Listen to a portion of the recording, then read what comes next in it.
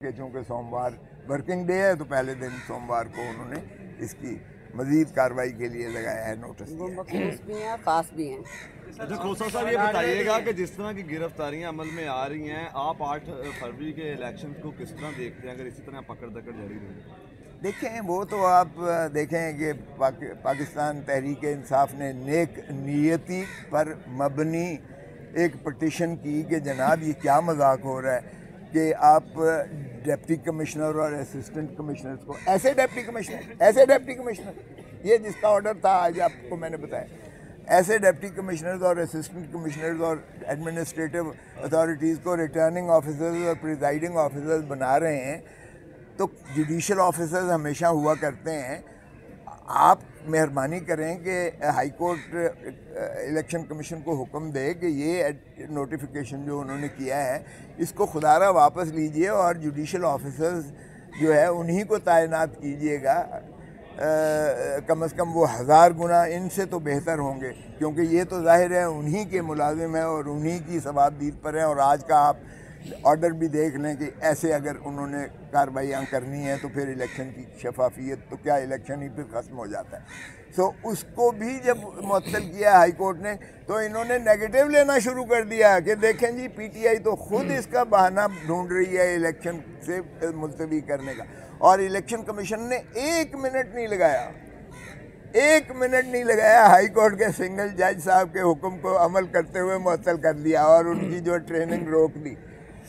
उधर supreme court का order 14 मई का इलेक्शन कमीशन ने मानने से इनकार कर दिया था। सुप्रीम कोर्ट का यहाँ एक सिंगल जज साहब का ऑर्डर करके और वो उन्होंने मुअत्तल, और फिर सुप्रीम कोर्ट को दरख्वास्त लिख दी कि अब जनाब इसकी रोशनी में शायद इलेक्शन 8 तारीख को फरवरी को मुमकिन ना हो, इसलिए इसको कर कीजिएगा। तो ये बहाने हीले साजे किए हुए हैं। आखिर अली ज़फ़र को ये कहना पड़ा कि अगर कोई ऐसा हमें शायबा मिला कि हमारे इस नालिश की वजह से कोई हो रहा है तो हम इसको विड्रॉ भी कर सकते हैं। विड्रॉ करना मैं नहीं समझता कि इसलिए होगा क्योंकि ऐसे डिप्टी कमिश्नर जिसका ऑर्डर आपको बताया है इनसे आप रिटर्निंग ऑफिसर्स प्रिजाइडिंग ऑफिसर्स का काम करवाएं तो जीते हुए अब्दुल्ला को हरा सकते हैं और अवान साहिबा को हारी हुई को जिता सकते हैं। वो तो नोटिफिकेशन ऐसे बादशाहाना कर सकते हैं। तो ऐसा इलेक्शन हमें नहीं चाहिए, यकीनी बात है। लेकिन जो आप कह रहे हैं इसका हम तो पीटीआई किसी कीमत पर Pakistan Tehreek Insaf even peoples party कह रही है कि हम किसी कीमत पर इलेक्शन का इल्तवा हमें काबिल कबूल नहीं है, हमें नामंजूर है।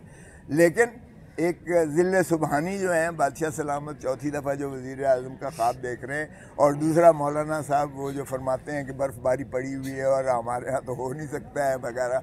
कुछ लोग ऐसे हैं जो चाहते हैं कि इसको मौखर किया जाए, और कुछ मुक़्तदिर हल्के को मस्बत नताइज नज़र नहीं आ रहे, क्योंकि इमरान खान को इन तमाम हरकतों करने के बावजूद इमरान खान आज भी लोगों की दिलों की धड़कन है और आज भी 2/3 से ज़्यादा इलेक्शन जीतेगा वो अगर आज इलेक्शन तो इसलिए जहाँ तक ताल्लुक़ है इलेक्शन इल्तवा होने का, ये वो $1 मिलियन क्वेश्चन है जिसका मैं जवाब नहीं दे सकता। सर आपने कहा कि पंजाब बार उनकी हिफाजत नहीं कर सकी, आप हिफाजत नहीं कर सके, तो सर ये फिर आप देखें वो इधर आए हैं खिताब करें तो अच्छा उनको केपी में रहने देते, इधर आते ना पकड़े भी ना जाते हैं। दूसरी बात आपने की कि इमरान खान इलेक्शन जीतेगा 2/3 अक्सरियत से, तो पीपल्स पार्टी फिर कहाँ जाएगी?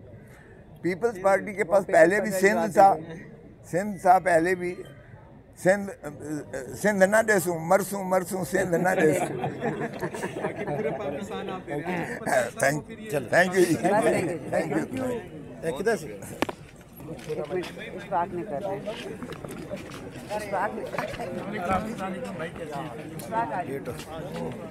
हैं।